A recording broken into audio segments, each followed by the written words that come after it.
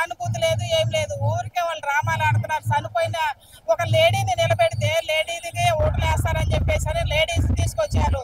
ఎంత లేడీస్ తీసుకొచ్చినా కానీ టీఆర్ఎస్ అస్సలు గెలవదంటే గెలవదు.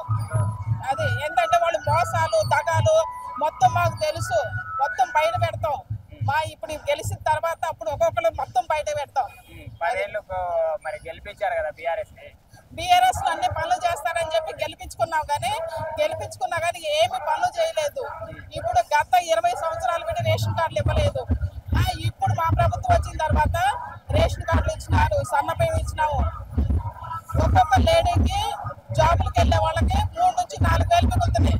బస్ ఫ్రీ పెడితే రేషన్ బియ్యం ఇస్తే ఒక్కొక్కరికి 3 వేలు మిగులుతున్నాయి.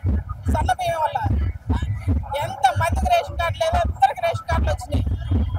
ఇప్పుడు ఎలక్షన్ అయిపోయిన తర్వాత ఇంద్రం ఇచ్చేస్తారు, 2500 ఇచ్చేస్తారు. పక్క అనుకున్నవి మొత్తం జరిగినాయి. అది ఆ 2 కూడా జరుగుతాయి.